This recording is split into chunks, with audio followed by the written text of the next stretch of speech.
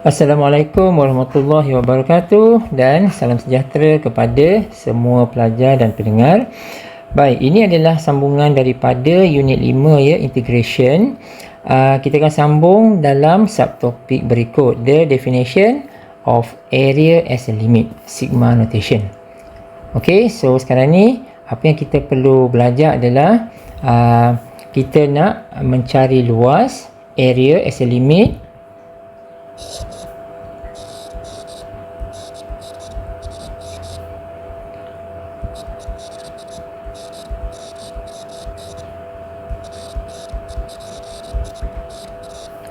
by using the sigma notation. Sigma notation ini bermaksud hasil tambah ni ya, hasil tambah ini. So kalau kita lihat dekat sini ada beberapa perkara yang saya perlu bagi tahu. Yang pertamanya adalah n ini. Apakah n ini?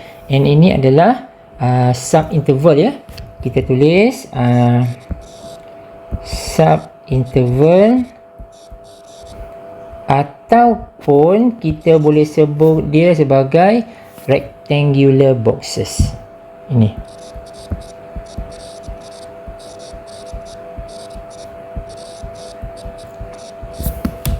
Okey.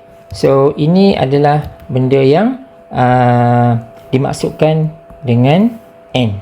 Okey, kalau saya lihat kita lihat beberapa page di hadapan sekejap ya. Dekat sini apabila kita nak mengira luas, katakan ini adalah luas kan, ini adalah bentuk yang umum ya. Kalau kita nak mendapatkan luas di bawah graf dari selang A ke B, so ini adalah luas dia. So by default kita sebenarnya kita buat partition tau ya. Nampak tak kat sini? So kita akan build up all the boxes here. So ini adalah boxes, rectangular boxes, ataupun kita sebut interval. How many boxes, how many interval yang ada. So basically dia bergantung kepada soalan sama ada dia beri atau tidak. Kalau dalam soalan tersebut dia memberikan kita bilangan sub-interval itu ataupun bilangan rectangular boxes tersebut, maka kita kena gunakan. Kalau soalan tidak memberikan info tentang sub-interval, maka kita akan remainkan kita punya pengiraan tersebut dengan n. Boleh nah? So itu adalah penjelasan dia. Lepas tu kita ada apa kat sini? Kita ada this tells us to add. Add apa ni? Add apa ni? Ini bermaksud add the area of the rectangular boxes. Ini bermaksud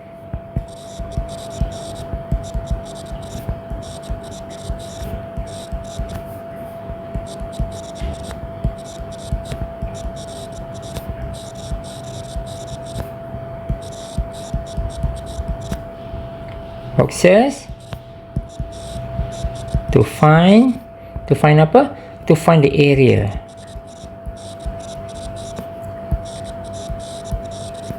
Under the curve. Boleh ya?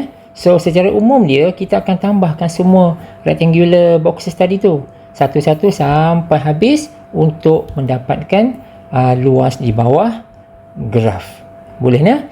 Okey, so page seterusnya kita akan lihat beberapa beberapa contoh sigma calculation 4K ya. 4K ini contoh umum sahaja, contoh pengiraan. Kalau kita lihat dekat sini K kuasa 3, nampak tak kat sini?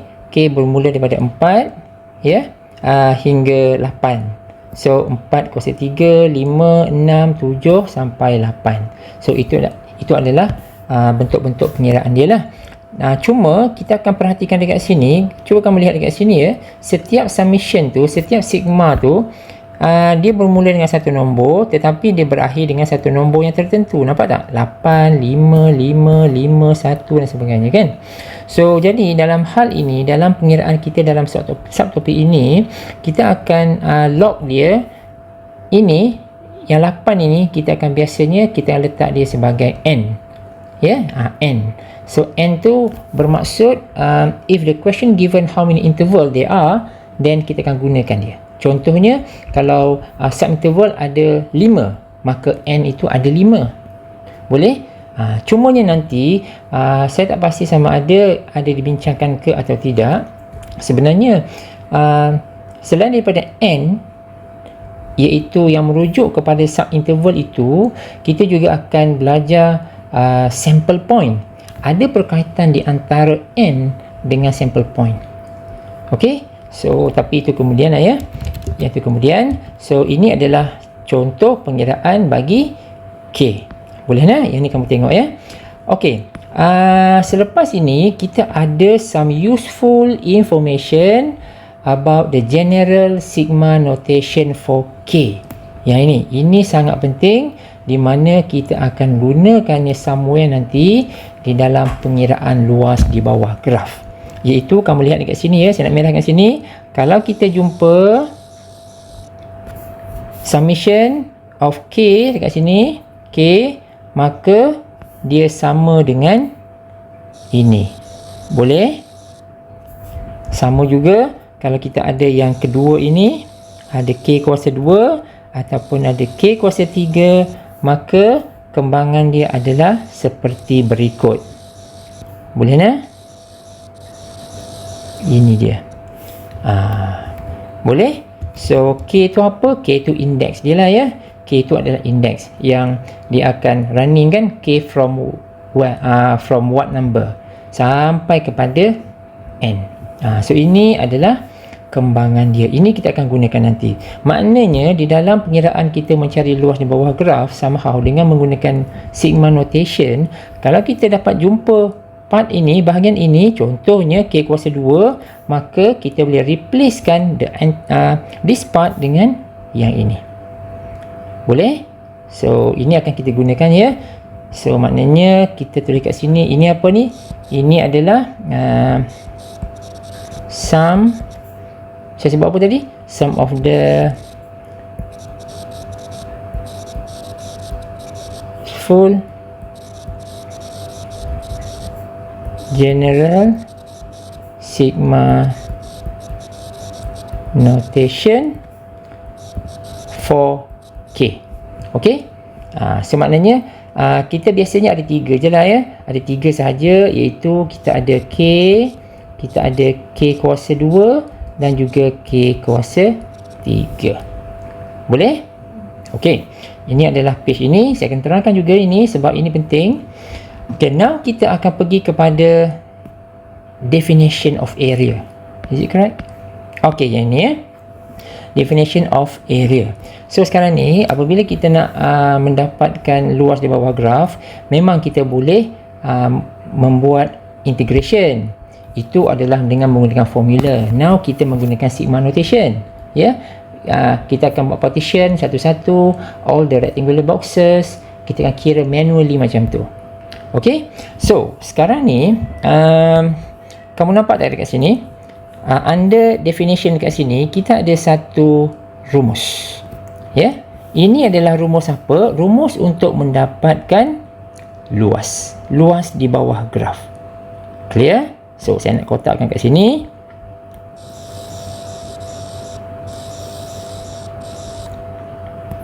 Boleh? Ini adalah luas di bawah graf. Baik, saya nak perincikan satu-satu rumus ini ya. Okey. Apakah n itu? N ini saya dah terangkan tadi, iaitu subinterval ya, ataupun number of rectangular boxes. So saya buat kat sini. Ini adalah subinterval. Boleh? It depends ya. Kalau soalan tu bagi, kita guna. Kalau tak bagi, kita remain as it is sampai habis.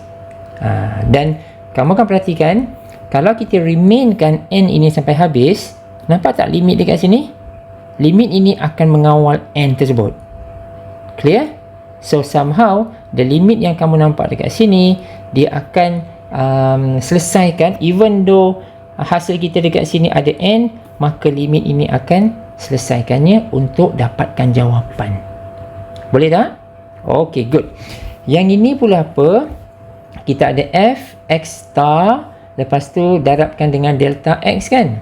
Okey, delta x tu apa? Delta x tu adalah dia punya formula dia, iaitu yang ini ya. Delta x ini ditakrifkan sebagai ini B tolak A per N. Boleh? Apakah B tolak A itu? B tolak A itu adalah selang yang diberi. Contoh, selang tu kalau kamu lihat dekat definition ini, nampak tak kat sini? Selang dia, nilai X tu selang dia adalah AB kan? Maksud dia kalau kita lihat rajah kat sini, ini dia. Ini A, ini B. Boleh tak? So, contoh, kalaulah A ni bernilai 2, B ini bernilai 5, then it should be written as 25. Betul? Maka, kalau kita nak mencari delta X, dia akan jadi 5 tolak 2 per N. Maka dia akan jadi 3 per N. Do you clear? Boleh tak? Ini senang saja sebenarnya ya. Cuma bila kita baca nota macam ni, dia macam ribut sikit. Tetapi senang sahaja. Boleh? Okey, selesai yang ini ya. Okey, apakah ini fx ini? Ada pula fx star kat sini kan? Okey, x star k kat sini, ini adalah yang disebut sample point. Okey, ini adalah sebut sample point. Ini. Bukan fx ya. X saja, x star tu. Ini disebut sample point.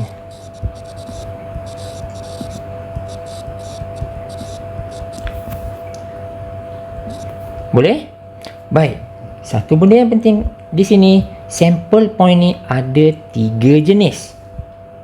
Dan dia ada formula masing-masing. Apakah jenis-jenisnya?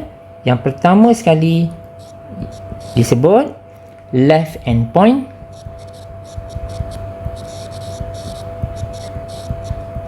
Okey, saya buat color biru lah ya.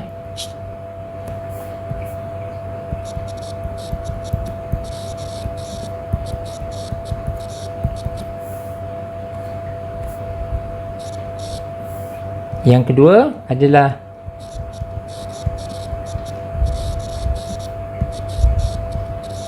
right end point, dan yang terakhir adalah the midpoint. Boleh tak? So, untuk the left, right and midpoint, mereka ada formula masing-masing. Jadi, saya tulis dekat sini sekejap. Saya tulis kat atas kat sini. Katakan the first one, katakan left end point ya. Nombor 1.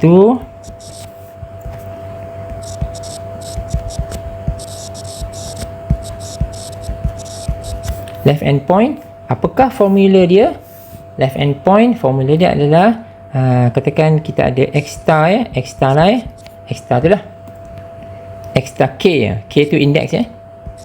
Rumusnya adalah A tambah K tolak 1 darabkan dengan delta X.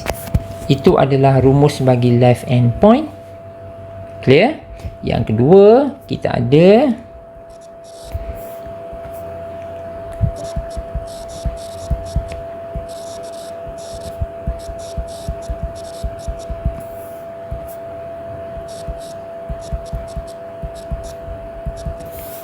right end point. Kita ada A plus K darab delta X, dan terakhir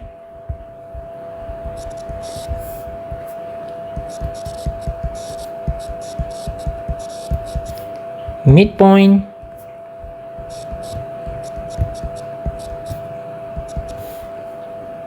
A tambah K tolak 1 per 2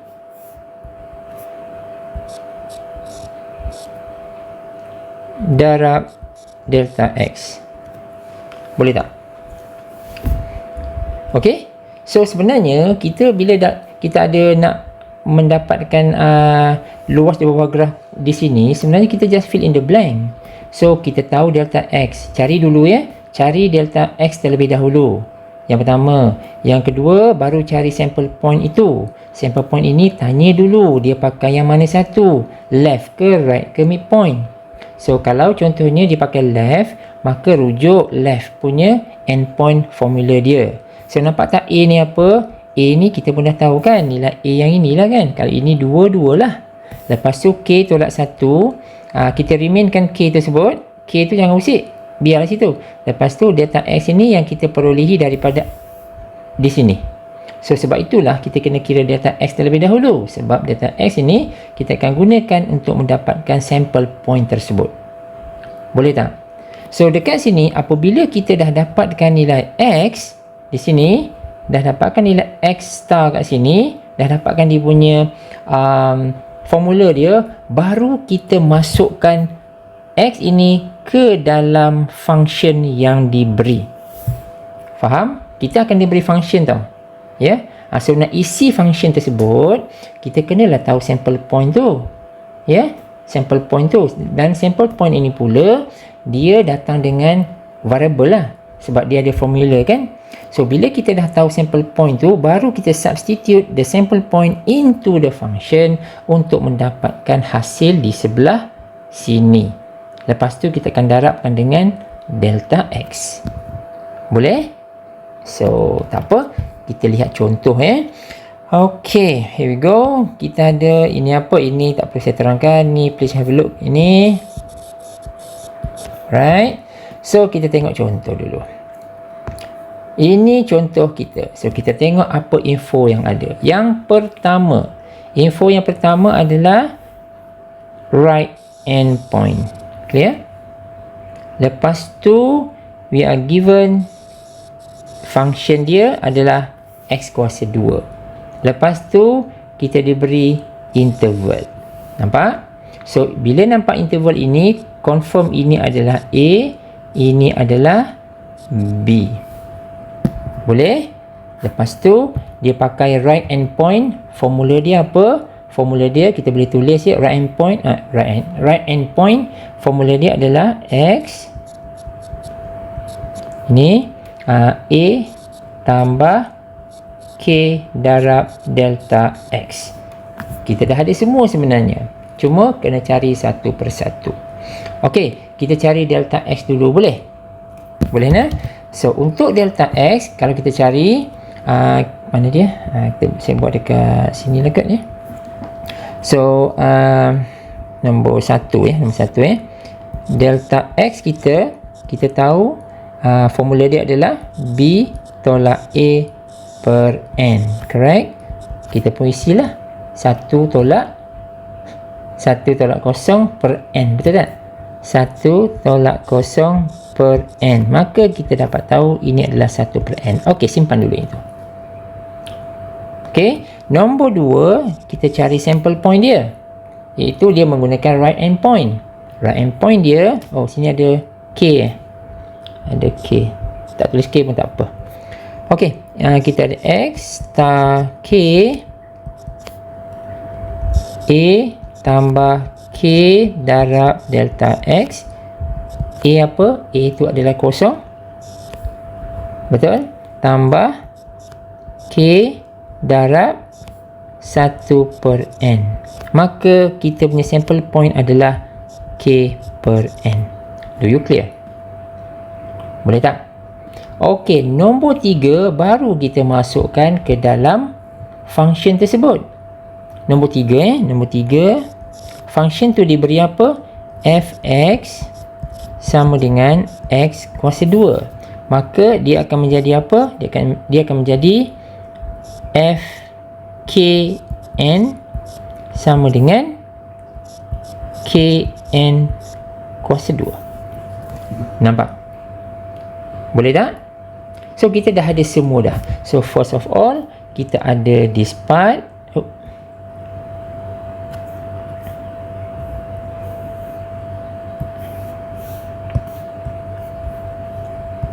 1 per N. Yang kedua, kita ada ini. Dan yang ketiga, kita ada yang ini.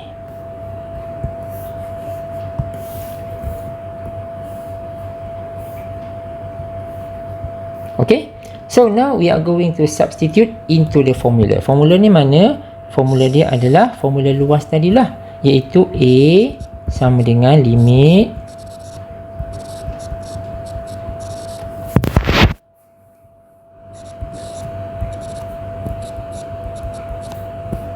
yang fx tadi tu kan, yang f ni, masukkan semua maklumat. Jadi kita akan dapati diringkaskan, kita dapat limit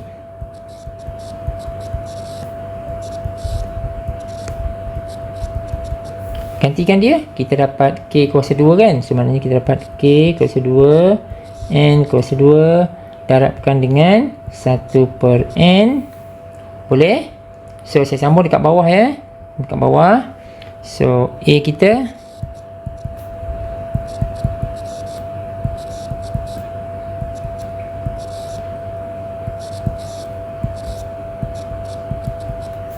dapat apa kat sini? Kita dapat k kuasa 2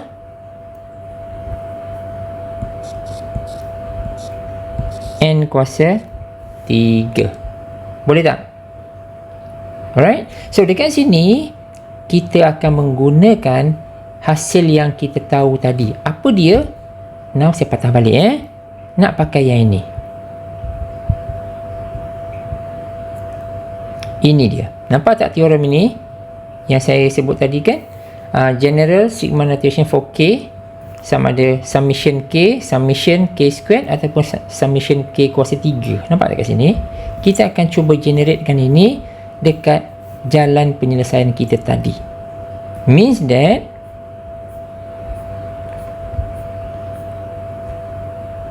nampak tak k kuasa 2 ni? Kita nak pakai yang ini kan? Maka n kuasa 3 ni letaklah dekat luar. Boleh? Letak kat luar dulu. Maka kita akan dapati dia jadi macam ni.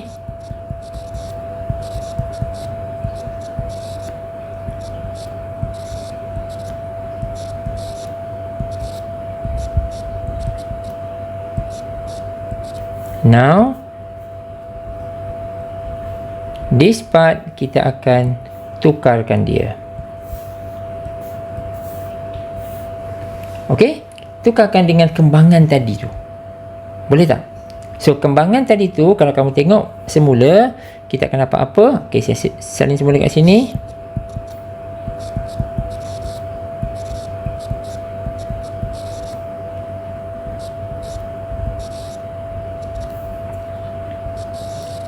Dia agak besar lah ya, dia agak besar, iaitu n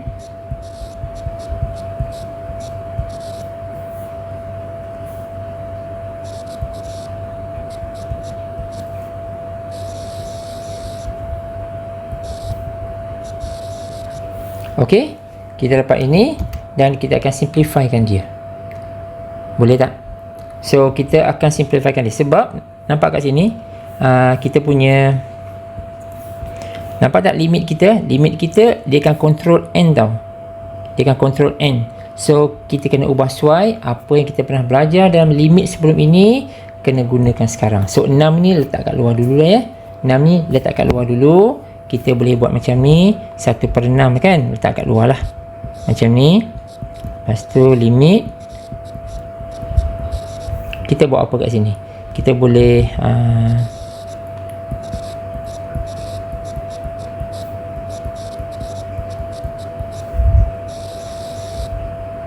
n kuasa 3. Nampak tak? So kita boleh simplify lah ya. Kita boleh perkemaskan dia. Kita nak buat macam mana? Okey, dekat sini ni kena hati-hati lah ya, macam mana kita nak buat. So how to solve it? By using the limit. Sebab kalau kita masukkan limit, kita dapat infinity over infinity, right? Betul tak? So kena hati-hati kat situ. How we are going to solve it? So one of the way to do it adalah kita pecahkan macam ni. Mungkin kamu ada cara lain untuk menyelesaikannya, silakan. So dekat sini kita boleh buat macam ni. Asal dia tak kisah ya, asalkan kita boleh selesaikan the limit problem tu. Itu sahaja. So kita boleh buat, okey, kita boleh buat pecahkan satu-satu. Kita ada n per n darab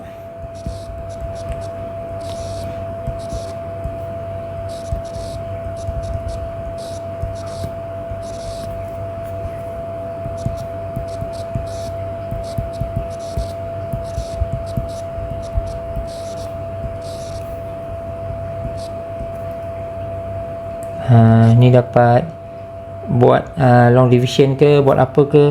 Ini dapat 1 plus, ini pun dapat macam ni. Boleh? So now kita substitute the limit into the inside, masuk sini. So this part akan jadi 1 per infinity, which is 0. Ini pun 1 per infinity equal to 0. So maksud dia 1 darab 1 darab 2. Maknanya kita dapat 2. Boleh tak? So jadi sebenarnya akhirnya 1 per 6 kita darabkan dengan 2, maka jawapan akhir kita adalah 1 per 3. Got it? Boleh? So saya kecilkan sikit, kita view dia. Ini dia penyelesaian kita. Dia datang dari mana? Datang dari atas ni. Here we go. Itu dia. Boleh ya? Okey. So ini adalah hasil dia, dan kita ada another theorem selepas ini yang juga merupakan kesimpulan kepada kesimpulan umum ya. Yang kamu please have a look this one, theorem dia. Ini maksud dia some of the useful result that can be used later within this chapter. Hasil-hasil dia. Cuba tengok pattern dia kan. Pattern dia contohnya macam ni kan. Kalau kamu jumpa dia macam ni, dia equal to 1. Nampak? So kalau kita jumpa contoh tadi tu adalah yang ini ya. Nampak tak tadi tu? Sama kan dengan tadi tu, 1 per n kuasa 3 kan. Lepas tu ini k kuasa 2 kan.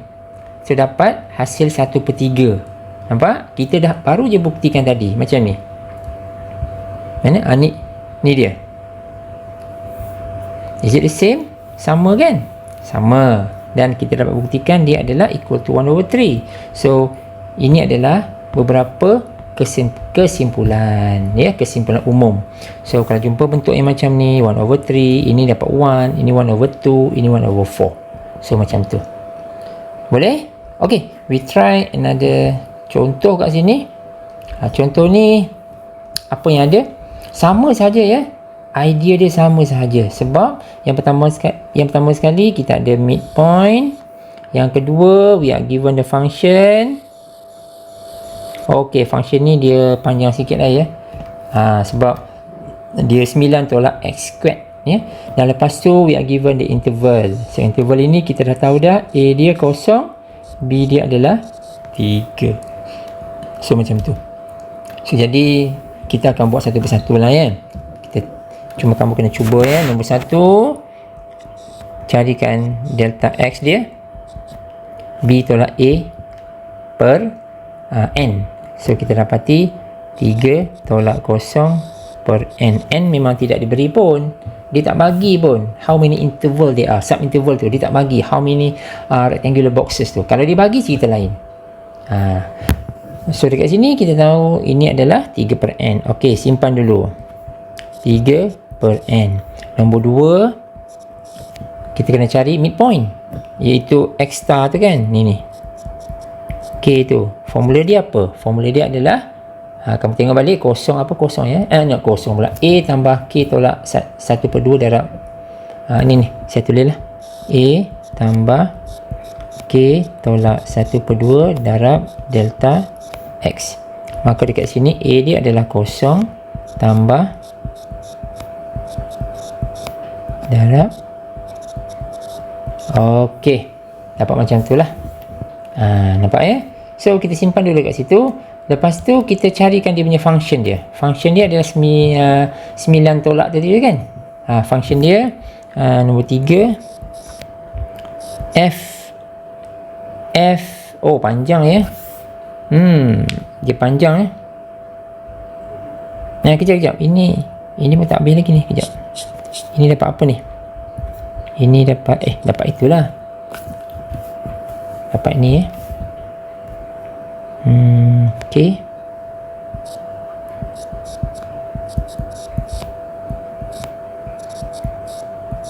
Okey. So, nombor 3, function dia dibagi macam ni. 9 tolak X kuasa 2. Nampak? So, sekarang ni, X ini adalah yang K tolak 1/2 darabkan dengan 3/n ini. Maknanya kamu kena ganti masuk. So, maknanya kalau kita cuba buat sini, kalau kita cuba buat F apa tadi? Ini kan K ni, kamu kena dapati dia sebagai apa? 9 kan? 9 tolak apa? Tolak semua ni kuasa 2. So, dia jadi macam ni lah. Dia jadi K tolak 1/2 kuasa 2 darab 3N kuasa 2. So, macam tu lah. Nampak Kalau kita kembangkan lagi, kita dapat apa sini? Ini kita dapat macam ni kita dapat 9 tolak dapat ni K kuasa 2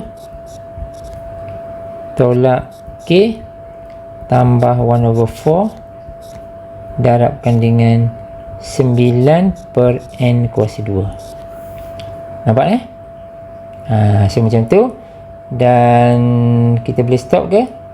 Okey, kita dapat itulah. Ini kena sila lakukan dengan berhati-hati. Boleh? So, now kita akan masukkan ke dalam rumus dia. Ke dalam rumus dia, iaitu yang rumus tadi lah. Rumus area tadi tu kan? Area A, limit apa tadi? F N K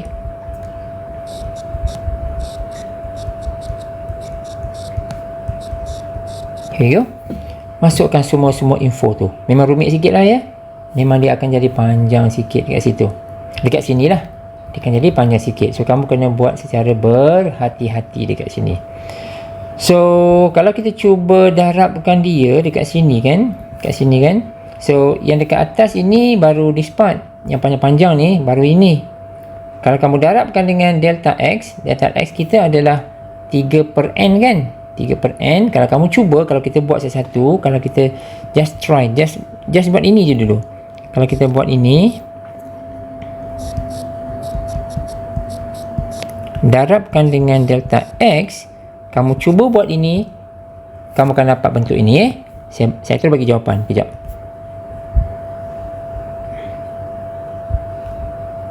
Ini kita akan dapat this pattern.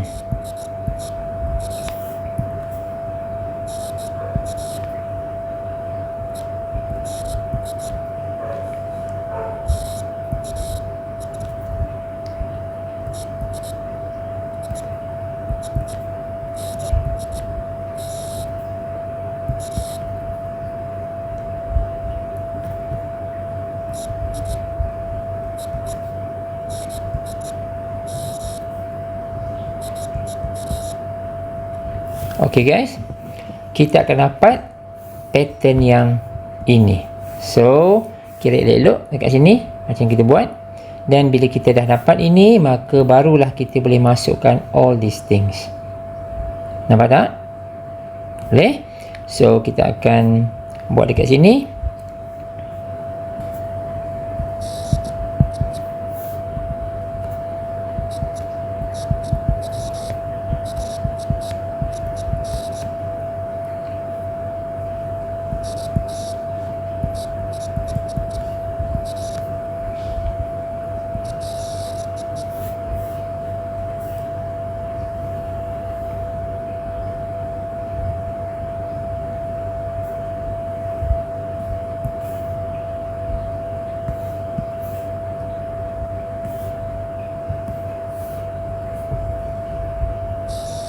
Semua sekali. Boleh Dan dekat sini kamu kena hati-hatilah dalam pengiraan kamu, kena berhati-hati, kena susun balik elok-elok dan sebagainya. Dan kalau kita nak ringkaskan cerita, kita kena buat jugalah cuba sikit lah. Sini kamu keluarkan 27. Ini kena buat berhati-hati. So kita akan dapat 1/n. Summation tu 1 tolak 1/n kuasa 3 summation k kuasa 2 tambah 1/n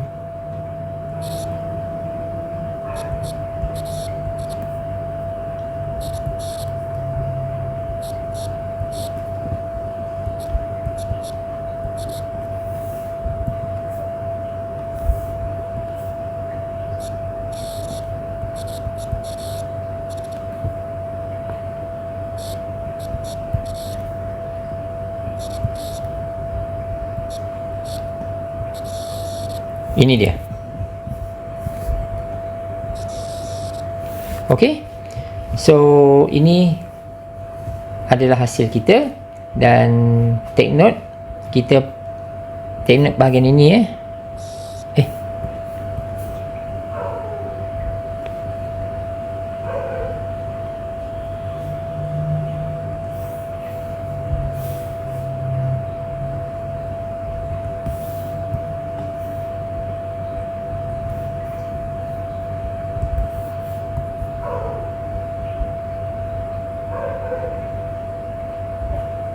bukan bentuk dia kita dah belajar sebelum ni kan. Ini sekali.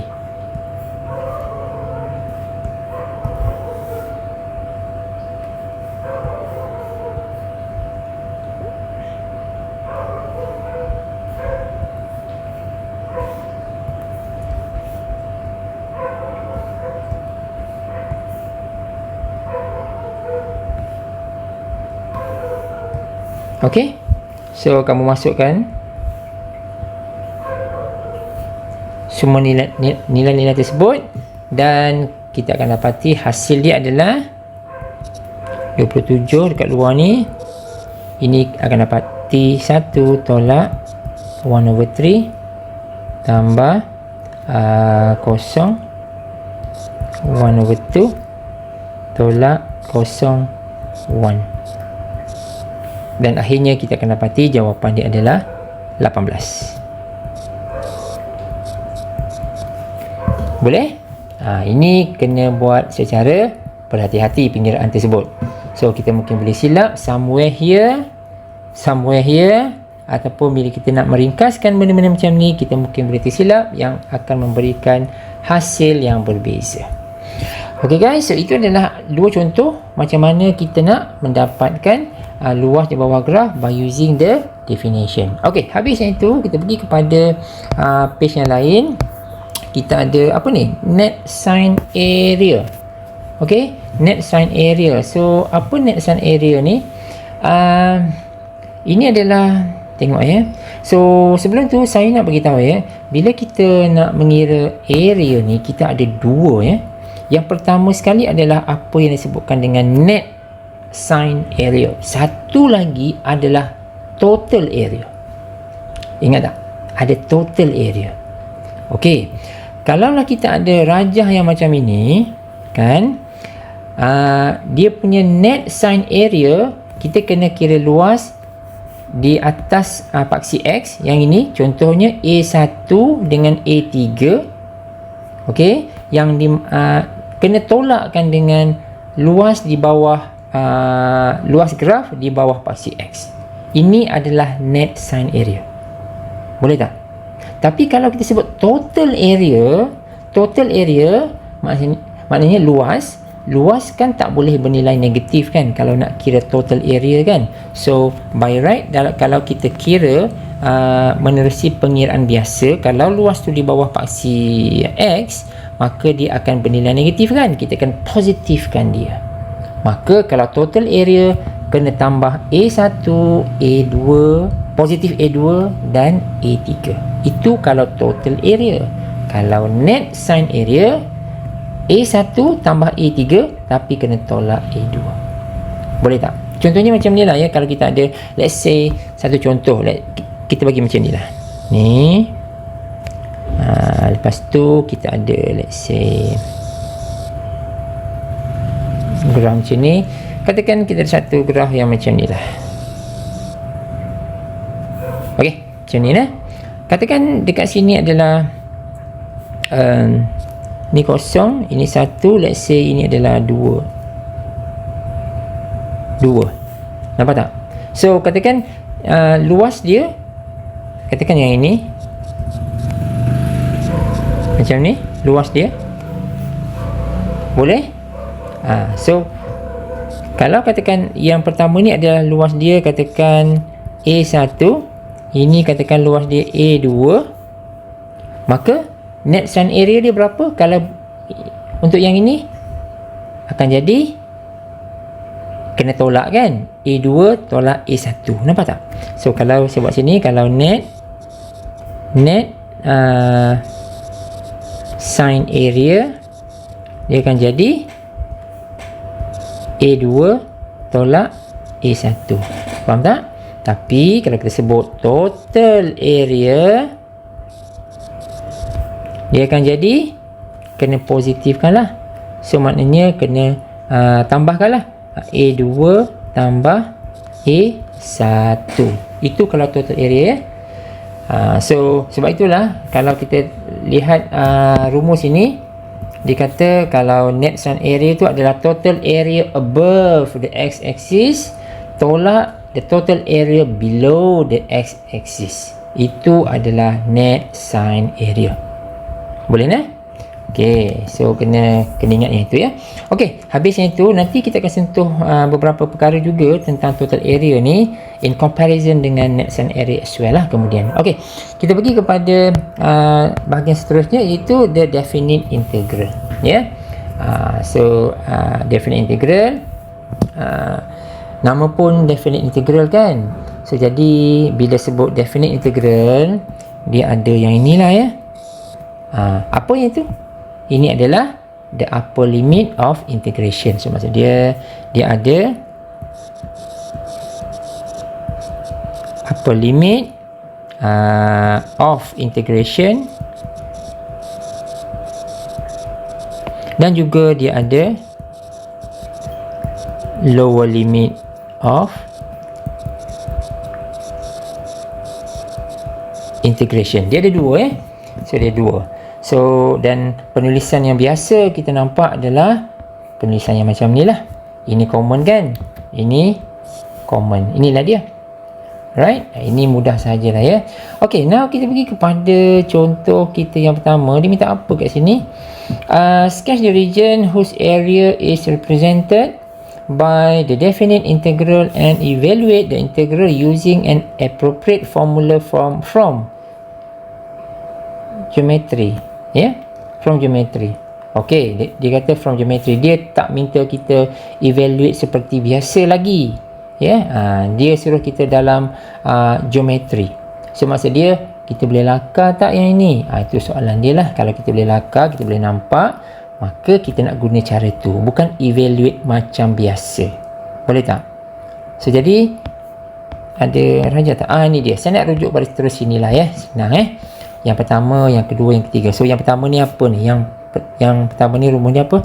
Ini Yang pertama ni adalah 1, 4, 2 dx. Ini yang pertama. Yang B ni adalah equation negatif 1, 2 garis linear, persamaan garis linear. Dan yang ketiga adalah yang inilah semicircle 0, 1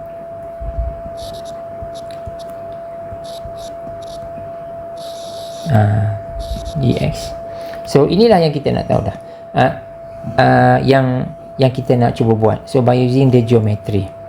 So sekarang ni untuk yang nombor 1 ni kita dah tahu kan. Nampak tak ni? Ini kan y kan, y sama dengan 2 kan. Yang ni kan fx kan. So jadi fx ini is a straight line, betul tak? The horizontal line kan, garis y sama dengan 2 kan. Lepas tu dia sekat pada mana? Sekat pada 1, 4. Nampak tak? 1, 4. Maka really is ini adalah rectangle. Segi 4 tepat. Rectangle. Jadi kita dah tahu dah physical dia adalah suatu segi 4 tepat. Jadi macam mana kita nak dapatkan luas segi empat tepat? Adalah darab pula, panjang kali lebar. So di mana kita dah tahu dah dia punya ini berapa, ini adalah 2, ini adalah 3, maka area of the rectangle adalah 2 darab 3, which is 6. Clear? Boleh? So dekat sini kita boleh katakan the area of the rectangle. So maknanya kita boleh katakan integration ini 1 dengan 4 ini dx ini really is the area of rectangle.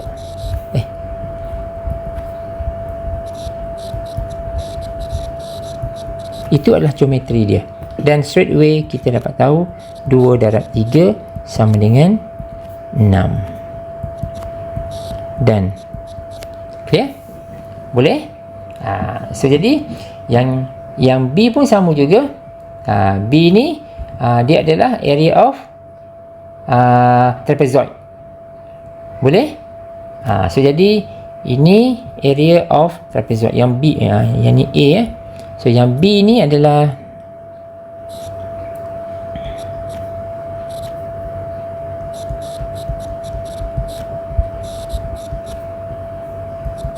area of trapezoid. Rumus dia, harap tak lupa ya rumus dia, 1/2 ya, setengah. Ini kena tambah ini kena tambah, ini kena tambah, darabkan dengan ni. Itu rumus dia 1 plus 4 times 3, maka jawapannya adalah 15/2. So macam itulah. Dan yang ketiga adalah semicircle. Semicircle ni sepatutnya dia sampai sini kan, dia macam ni kan, tapi oleh sebab dia punya upper limit and lower limit dia sekat kita pada 0,1, maka dia jadi area of the quarter circle. Bukanlah semicircle tapi quarter circle. Suku bulatan. Ya, suku bulatan. So jadi dekat sini kita katakan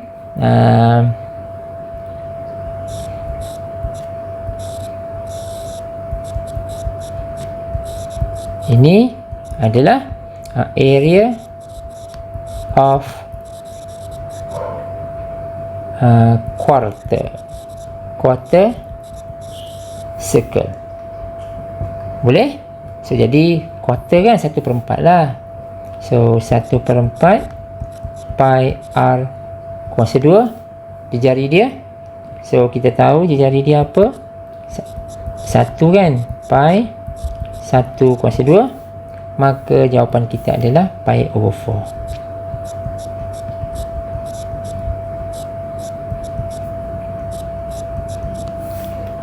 Boleh?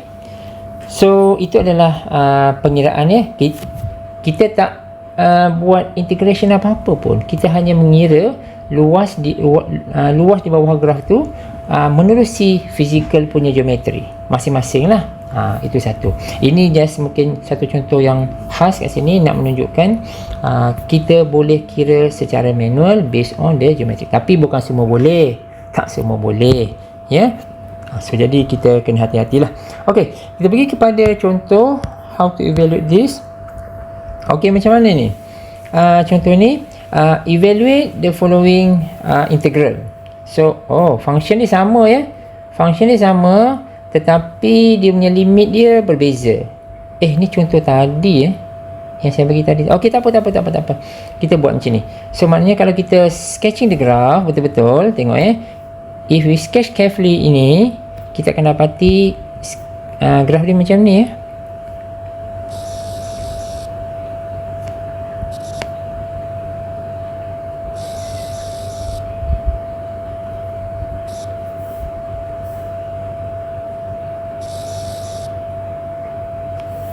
Okay, graf kita tak cantik sikit, tapi macam ni lah. Ini 1, ini 2, maka dia berada dekat sini. Inilah luas yang kita nak cari ni.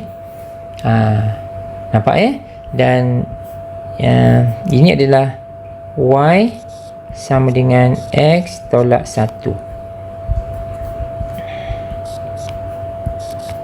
kosong. Jadi kita lihat dekat sini, persamaan ini dia yang pertama sekali nak cari 02. Nampak? 02. Dan yang ini pula 01. Nampak? 01. So jadi dekat sini, okey, from the sketching kita dah boleh tahu apa jawapan dia. So sekarang ni kalau kita kira, kita akan dapati macam ni tau. Yang A lah yang A kita akan dapati kalau kita kira manually x tolak 1 dx, kita dapat apa kat sini? Kita dapat terus buatlah x kuasa 2 per 2 tolak x, betul tak? Kita dapat ni 02. So what is the answer? Kalau kamu kira kat sini dapat 0. Nampak? Kalau kita buat yang ini pula, yang B pula 01, maka kalau kamu kira, kamu akan dapati jawapan dia adalah negatif 1 per 2. Ini adalah apa? Ini adalah apa ni? Total area ke ataupun dia berkaitan dengan net sign area? Okay, so sekarang ini adalah net sign area. So kalau kita buat sedikit observation dekat sini, buat sedikit kesimpulan nombor 1, kita katakan sini kalau kita nak cari the net sign area, jawapan dia adalah 0. Boleh? So kita dapat macam ni lah, kita dapat negatif 1 per 2 tambah 1 per 2 macam tu. Kita dapat 0 kat sini. Tetapi hasil kita yang kedua, kalau nak mencari total area, dia akan jadi 1 per 2 tambah 1 per 2 iaitu 1. So clear guys? So itu adalah yang berkenaan dengan yang ini. Okay, boleh lah yang ni. Okay, we go to, ini adalah apa? Properties of the definite integral. Beberapa properties lah yang kamu kena tengok So yang ini okey. Maksud dia yang pertama ni kalau the upper and the lower limit ini sama. Upper and lower sama. Nampak tak kat sini? Sini dengan sini sama kan? Maka hasil dia apa? Hasil dia adalah 0. Tetapi yang bahagian B ni, cuba tengok apa yang membezakan dia. Ini adalah B kepada A. Kalau kita tukar position dia, maka kita kena letak negatif.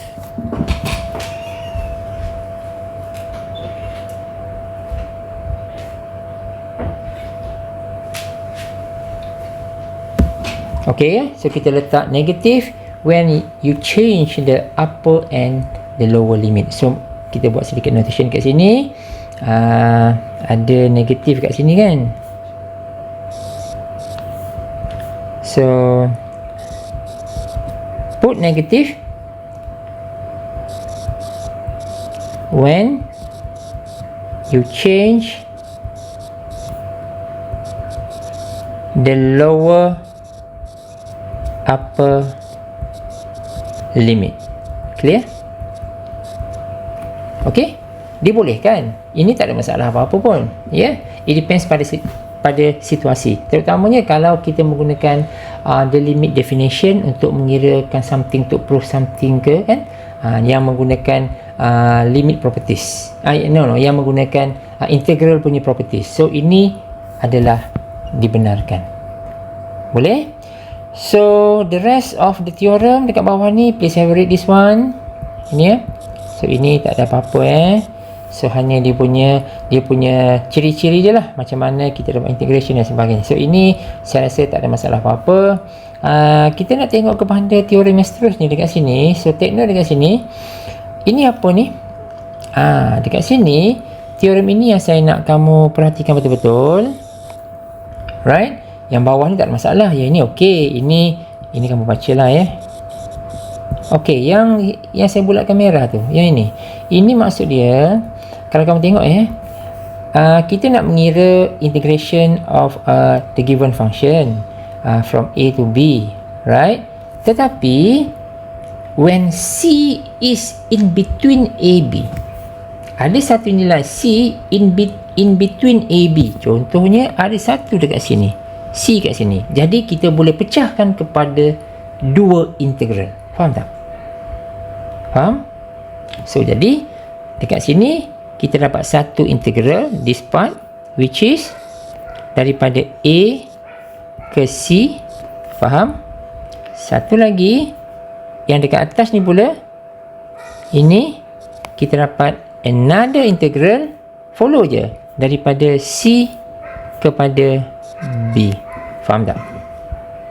Boleh? Function yang sama, tak ada tandaan negatif, positif, perubahan negatif dan sebagainya. Cuma kalau ada satu nilai di antara A dengan B ini, C katakan, kita boleh pecahkan kepada dua. Follow je balik. Follow je. AC, CB. Nampak tak? AC, CB. AC, CB. Hubungan dia adalah tambah. Boleh? So, yang itu. Kita akan sentuh juga yang ini. Ya? Okey. So, take note yang ini. Kita akan guna yang ini dalam beberapa soalan kita. Lepas tu, kita ada apa kat sini? Kita ada Fundamental Theorem of Calculus. Ni kamu tengoklah. Right? So, tengok yang ini. Lepas tu, ini senang aja.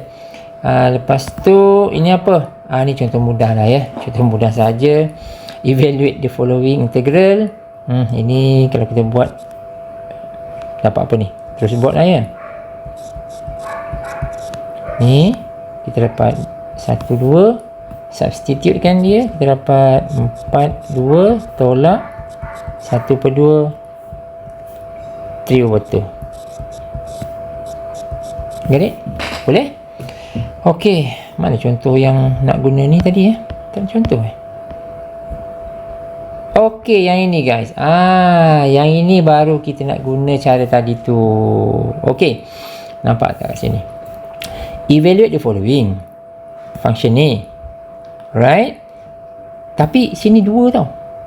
Dekat sini 0,3. Ini 2. Maksud dia 2 tu kat mana? 2 tu is in between. Betul tak? Yes, in between. Maknanya kalau kita buat macam ni, let's say kita ada macam ni kan, kita ada 0,3, right? So maknanya 2 tu kat sini, 2 tu dekat sini, 2 tu kat sini. Jadi kita kena tengok dia ada sebab kenapa dia bagi piecewise function macam ni. So dia suruh kita pecahkan kepada dua bahagian, tetapi kena pilih fungsi yang betul. Kena pilih fungsi yang betul. Maksud dia, cuba tengok sini. Kita dah tahu kan, kita ada integral from 0 to 2, lepas tu 2 to 3, betul? So 0 to 2 nak pakai function mana? Cuba tengok sini. 0 hingga 2 nak pakai function mana? Tentulah kita akan pakai function yang ini kan, sebab nilai x ni kurang daripada 2. Maka kita tulis sikit. Ini kita akan guna apa? Akan guna function x kuasa 2. Dan sebaliknya yang sebelah atas ini kita akan gunakan function 3x tolak 2. Nampak? So jadi dekat sini kita dah tahu dah. Ini akan jadi 2 3, function dia adalah 3x tolak 2 dx. Boleh? So yang bawah ni kita ada 0 hingga 2, function dia adalah x kuasa 2 dx. Boleh? Kamu selesaikan satu persatu dan kita akan dapat jawapan. Boleh tak? So ini kita dapat apa? Ini dapat 3x kuasa 2 per 2 tolak 2x 2, 3. Yang ini kita dapat x kuasa 3 per 3 0, 2. Kamu tambahkan dia dan kita akan dapat jawapan. Answer kita Answer kita adalah, kamu cari 49/6. Boleh? So itulah dia jawapan dia. Ini satu contoh yang bagus untuk menerangkan teorem tadi tu. Okey, kita pergi kepada bahagian lain. Ini apa ni? Ni baru masuk total area punya penerangan.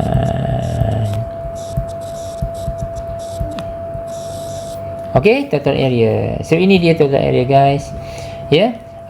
So kalau tengok sini, ini adalah yang color pink ni pink peach ya. Ini adalah area above, dekat bawah ni adalah area below. Tetapi kalau kita bincangkan total area, kita kena considerkan semua sekali. Yang area below ni pun kena positifkan dia. Ya, sebab dalam pengiraan yang atas ni memang akan memberikan nilai positif apabila kita selesaikan integration tersebut. Tetapi yang dekat bawah paksi X ini, below X axis ini, apabila kita buat pengiraan integration, kita akan definitely akan dapat nilai negatif. Tapi kalau kita nak cari total area, kena positifkan semua. Got it? Okay, now kita pergi kepada satu contoh yang terakhir untuk video ini.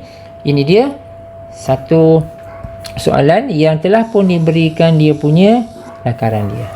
So jadi secara umum dia kita dah tahu dah this part gonna be negatif punya, confirm. Yang belah atas ini akan memberikan nilai positif. Boleh? So maknanya kita kena kira satu persatu yang mana satu.